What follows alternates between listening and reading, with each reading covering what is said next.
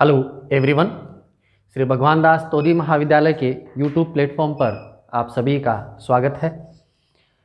आज की जो क्लास है अपनी, उस क्लास में हम स्टडी करने जा रहे हैं तारा मछली के बारे में, स्टारफिश।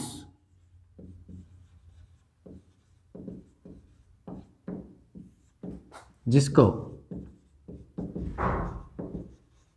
एस्टीरियाज के नाम से जाना जाता है। स्टारफिश, तारा मछली, जो कि एक एक्वेटिक एनिमल है। सबसे पहले हम बात करते हैं इसके क्लासिफिकेशन की। फाइलम है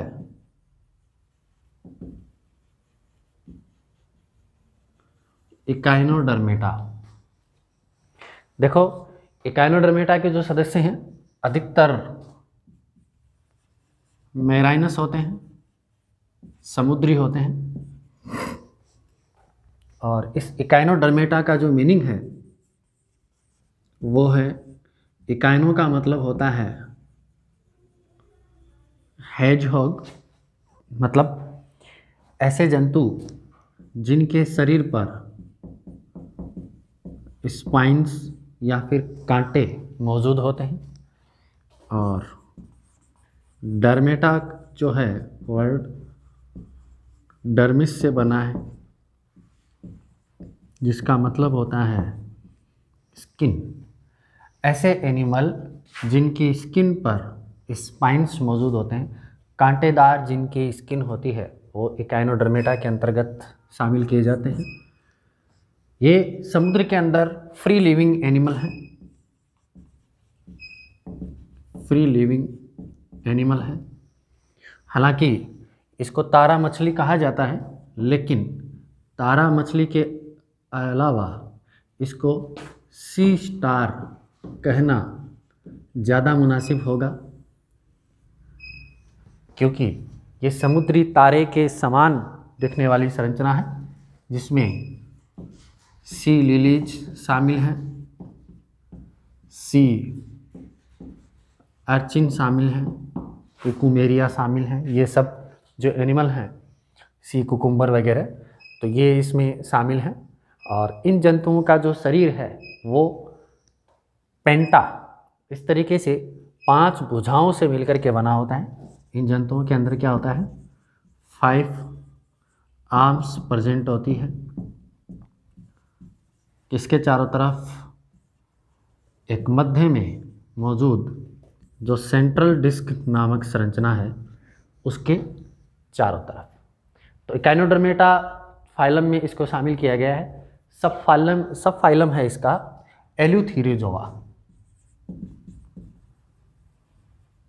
सब फाइलम एल्यूथीरोजोआ। अब जिस तरीके से इसको क्लासिफाई किया गया है, हम ये देखते हैं कि इसकी जो क्लास है, उस क्लास को भी इसी वर्ग के आधार पर, क्योंकि इन जंतुओं के अंदर ये 5 आर्म्स जो हैं वो मौजूद होती हैं, तो क्लास है इनकी एस्टीरोइडिया। ऐसे एनिमल जो कि ताराकार आकृति रखते हों, स्टार शेप स्ट्रक्चर रखते हों, उनको इनमें शामिल किया गया है। ऑर्डर है इसका फोर्सिपिलेटा, फोर्सिपिलेटा, ऑर्डर फोर्सिपिलेटा। और जीनस है इसका एस्टीरियास, या फिर जिसको हम कहते हैं तारा मछली, एस्टीरियास। इन जंतुओं की हम बात करेंगे तो ये लगभग कार्निवोरस होते हैं। भोजन के रूप में ये मांसाहारी होती है, और नॉक्टर्नल इसकी नेचर है, रात्रिचर है। दिन के समय ये विश्राम करती है और रात के समय ये एक्टिव फॉर्म में होती है।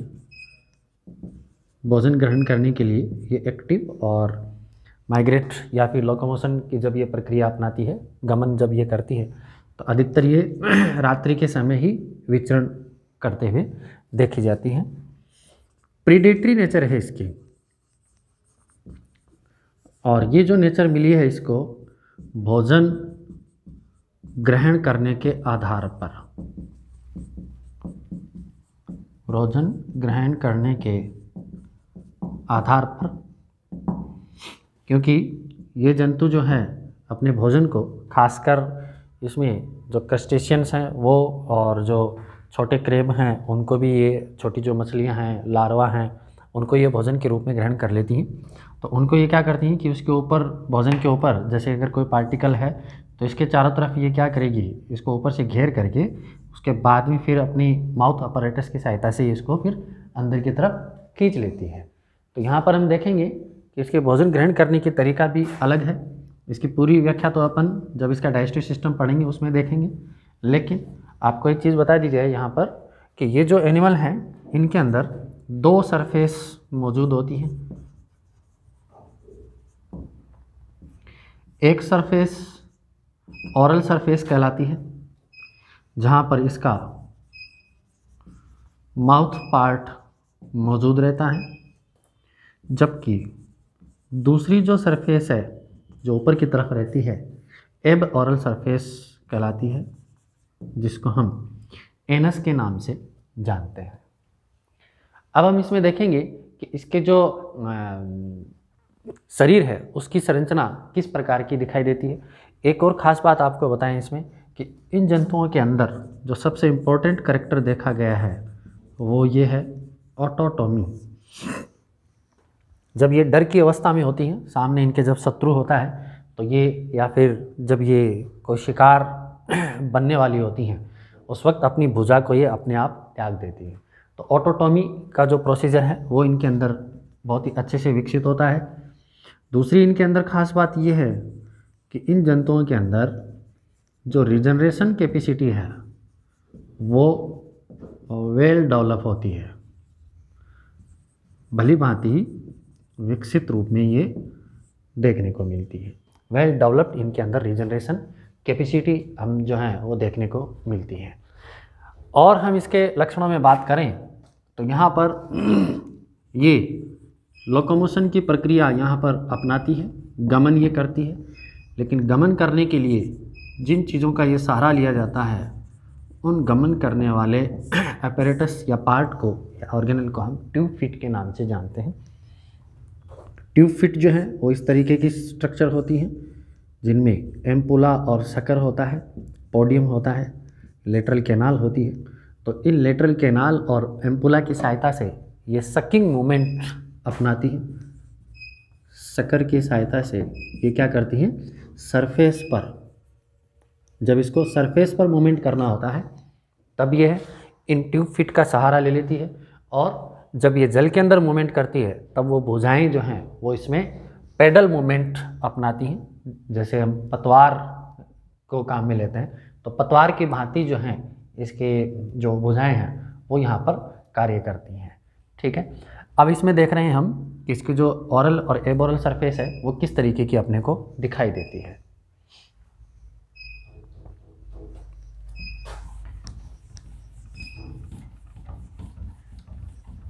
ये सबसे खूबसूरत जीवों के रूप में जाने जाते हैं।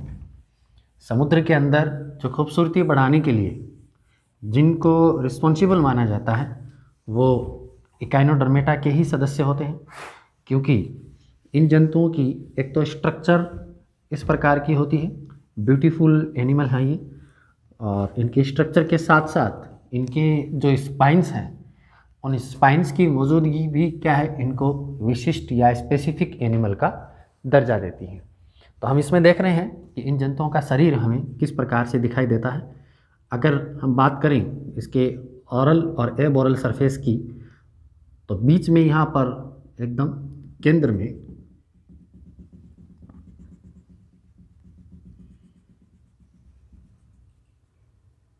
सेंट्रल डिस्क मौजूद होती है,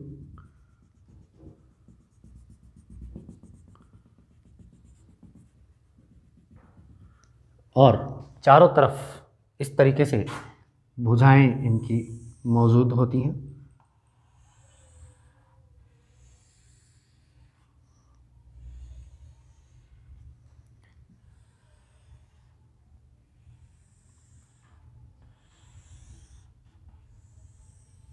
इस तरीके से आप देख रहे हैं इन जंतुओं का जो शरीर है वो अपने को ताराकार आकृति के रूप में दिखाई देता है। और ये जो ताराकार आकृति है ये इसको मिली है इनके पास मौजूद ये जो आर्म्स होती हैं उन आर्म्स के कारण। अब आप देखेंगे कि यहाँ पर जो ये आप एब ऑरल सरफेस देख रहे हैं, एब ऑरल सरफेस जो कि इसका ऊपरी सिरा है। जैसे मैं बात कहूँ आपसे कि ये जैसे तारा मछली के आर्म्स हैं सारी, तो यहाँ पर इसमें माउथ यहाँ पर मौजूद होगा और इस जगह पर इसके एनस मौजूद होगी। तो ये ऊपर वाली सरफेस जो है वो क्या कहलाएगी, एब ऑरल सरफेस कहलाएगी। और नीचे वाली जो सरफेस है उसको हम ऑरल सरफेस के नाम से जानते हैं। ठीक है, तो ऑरल सरफेस पर जो जितने भी यहाँ पर आर्म्स होती हैं उन आर्म्स के अंदर एम्बुलेक्रल ग्रूव मौजूद होती हैं और उन एम्बुलेक्रल ग्रूव के अंदर ट्यूब फिट्स मौजूद होते हैं। अगर आप देखेंगे किसी तारा मछली को गमन करते हुए सरफेस पर, तो जब ये सरफेस पर गमन करती है तो इसके ट्यूब फिट जो हैं वो टेंटिकल्स की भांति बाहर निकलते हैं। उनका मूवमेंट जो है वो इस तरीके का होता है कि जैसे आप ये देख रहे हैं मेरे उंगलियों का मूवमेंट, इस तरीके से ट्यूब फिट जो हैं वो धरातल पर सतह पर चिपकते हुए आगे की तरफ बढ़ते चले जाते हैं।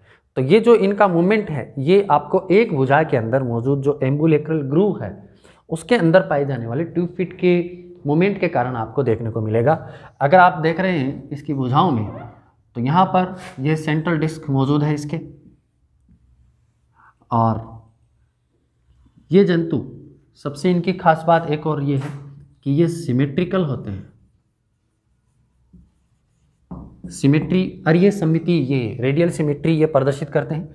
अगर आप इसको भुजाओं के किसी भी हिस्से से अगर आप काटेंगे तो आपको समान भाग यहाँ से प्राप्त हो सकते हैं। तो हम देख रहे हैं यहाँ पर कि ये जो इसके पार्ट हैं एब ऑरल सरफेस पर जितनी भी ये जो सरफेस है आपको जितनी भी आर्म्स हैं उन आर्म्स पर इस तरीके से कांटेदार स्पाइन्स मौजूद होंगे और इनमें कांटों की ये व्यवस्था है कि यहाँ पर इनवॉल्यूंट्री, अनैच्छिक और स्मूथ मसल्स भी आप देख सकते हैं मौजूद होती है। और ये जो स्मूथ और इनवॉल्यूंट्री मसल्स हैं ये केवल स्पाइन वाले एरिया को छोड़कर पूरे भाग पर फैली रहती है। ये इस तरीके की व्यवस्था पांचों आर्म्स के अंदर आपको देखने को मिलेंगी। तो ये है यहाँ पर स्पाइन्स, और स्पाइन्स की मौजूदगी जो है वो कहाँ देखने को मिलेगी आपको, मार्जिनल जो सरफेस है इसकी उनके ऊपर ही आपको देखने को मिलेगी। जो मार्जिनल ग्रूव्स हैं उनके ऊपर ही देखने को मिलेगी। तो ये जो सरफेस है पूरी इस तरीके की आपको दिखाई देगी, जिसमें आपको एक सेंट्रल लाइन भी आपको देखने को मिलेगी। और ये जो सेंट्रल लाइन है ये रेडियल कैनाल के रूप में यहाँ पर मौजूद होती है और इसको हम कहते हैं मार्जिनल ग्रूव, खांच जिसको हम कह रहे हैं। ठीक है, तो ये ऑरल सरफेस पर आपको इस तरीके की संरचना देखने को मिलेगी और ऑरल सरफेस पर ही आपको ये आप देख रहे हैं इसमें ये जो सेंट्रल डिस्क है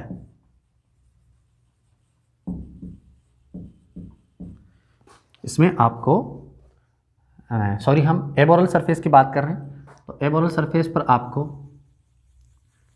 एनस की मौजूदगी मिलेगी।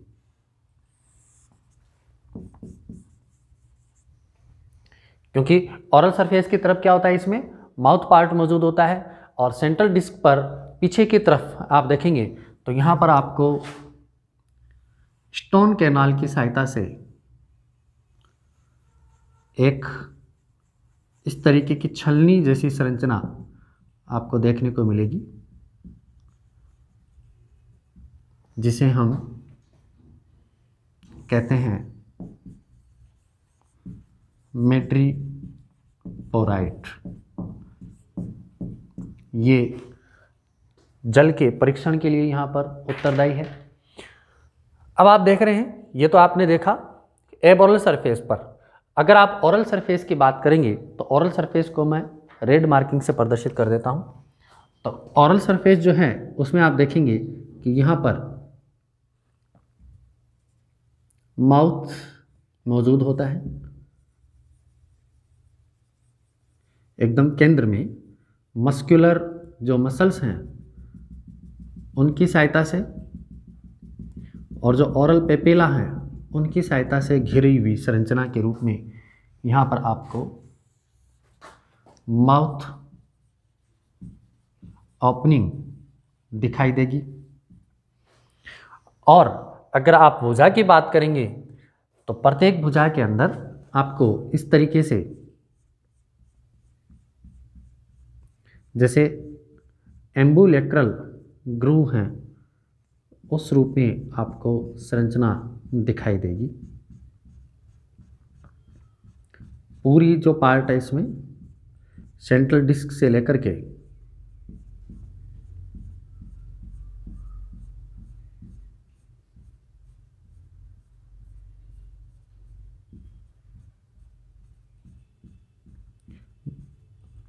भुजा के छोर तक एम्बुलेक्रल ग्रूव आपको देखने को मिलेंगी।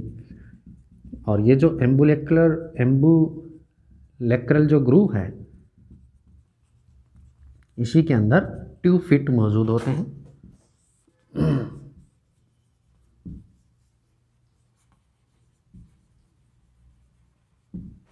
जहां पर क्या है,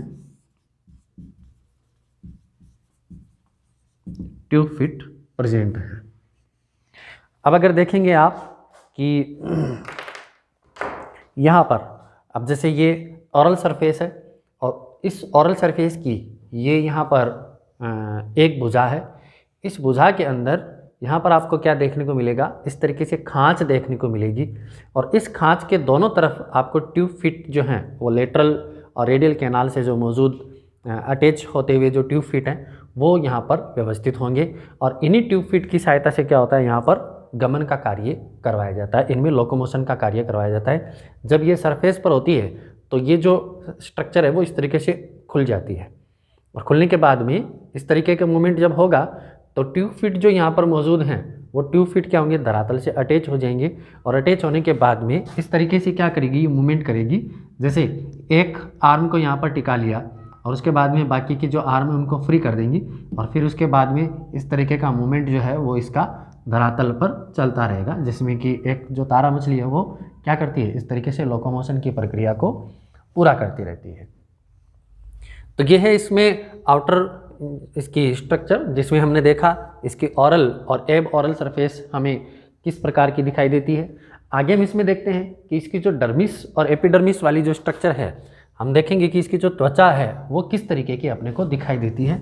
उसको भी एक छोटे से डायग्राम की हेल्प से अपन समझने का प्रयास करते हैं।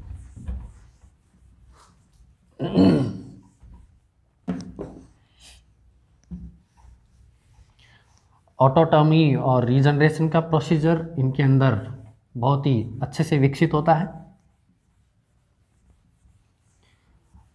अब हम देख रहे हैं इसमें कि इसकी जो स्किन है वो किस तरीके की दिखाई देती है।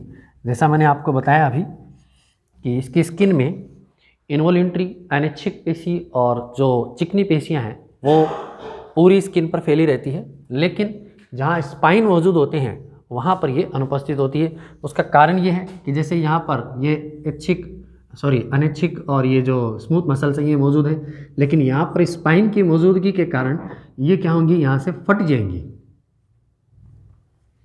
इनके फटने के कारण यहाँ पर ये जो स्पाइन है उनकी ग्रोथ हो जाएगी, तो यहाँ पर इनकी अब्सेंस देखने को मिलेगी, जो अनैच्छिक पेशियाँ हैं उनकी और स्मूथ मसल्स हैं उनकी। तो हम इसमें आगे स्टडी कर रहे हैं कि इसकी स्किन जो है वो अपने को किस तरीके की दिखाई देती है। बाहर की तरफ एक क्यूटिकल का आवरण मौजूद होता है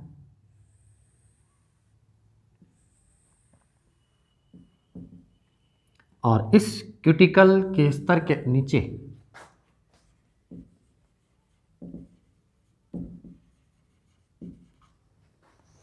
क्यूटिकल के स्तर के नीचे दो प्रकार की सेल्स मौजूद होती हैं। एक तो कहते हैं उनको अपन न्यूरोसिक्रेटरी टाइप की सेल्स, ठीक है, न्यूरो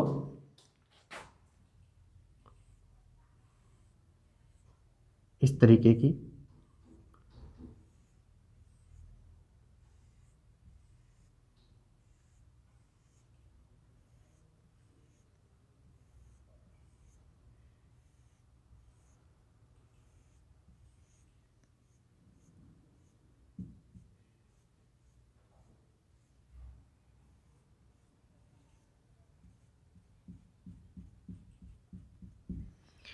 ये है न्यूरो सिक्रेटरी सेल्स।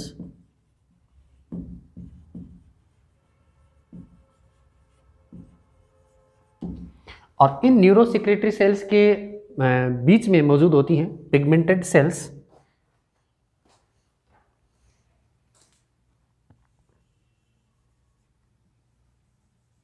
जो कि इसकी स्किन को कलर प्रदान करवाती हैं।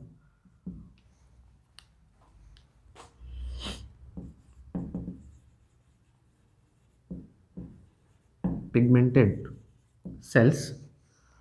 और ये जो पूरी स्ट्रक्चर है इसके अंदर आपको देखने को मिलेंगी यहाँ पर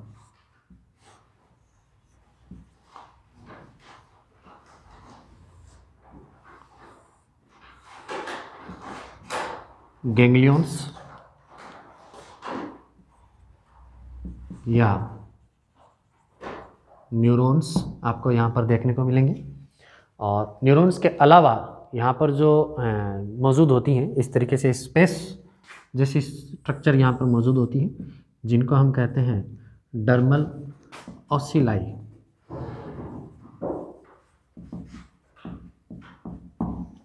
डर्मल ओसिलाई यहाँ पर मौजूद है। अब नीचे की जो स्तर है जिसको हम कह रहे हैं, ये ऊपर वाला जो स्तर है ये एपिडर्मिस के रूप में मौजूद है, और नीचे की तरफ यहाँ पर आप देखेंगे कि ये एक डर्मिस की मोटी लेयर यहाँ पर मौजूद है। तो ये जो डर्मिस की मोटी लेयर यहाँ पर मौजूद है उसके अंदर हम देखेंगे कि इस तरीके से जैसे पेरीहीमल साइनस या पेरीहीमल जो सरफेसेज हैं वो यहाँ पर मौजूद होती हैं। पेरीहीमल साइनस भी यहाँ पर मौजूद हैं इस तरीके से, क्योंकि आगे हम देखेंगे कि इसका जो सर्कुलेटरी सिस्टम है वो पेरीहीमल और हीमल साइनस से मिलकर के बना होता है। पेरीहीमल साइनस, और ये जो संरचना है ये डर्मिस के रूप में यहाँ से जानी जा रही है।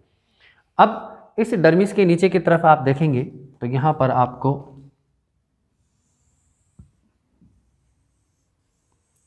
मसल्स दिखाई देंगी।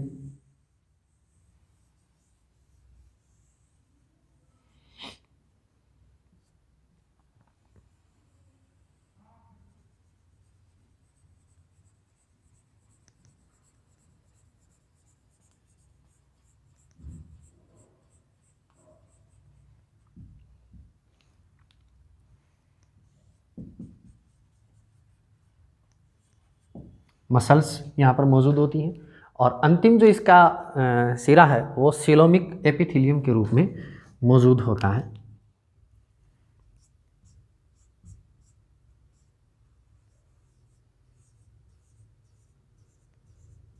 सीलोमिक एपिथेलियम के रूप में मौजूद होता है, जो कि सिलेटेड है,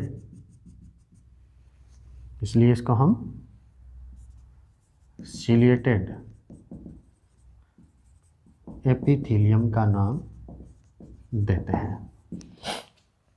तो ये था आज की क्लास के जो अंदर हमने स्टडी की कि इसकी जो स्ट्रक्चर है स्किन की वो किस तरीके की दिखाई देती है, और ये जंतु के जनरल कैरेक्टर क्या है, और ये कहाँ मौजूद होते हैं, और इसकी ऑरल और एबोरल सरफेस जो है वो अपने को किस तरीके की दिखाई देती है। नेक्स्ट वीडियो में हम अगले टॉपिक के बारे में चर्चा करेंगे। आप इसका स्क्रीनशॉट ले लीजिए। तब तक के लिए धन्यवाद।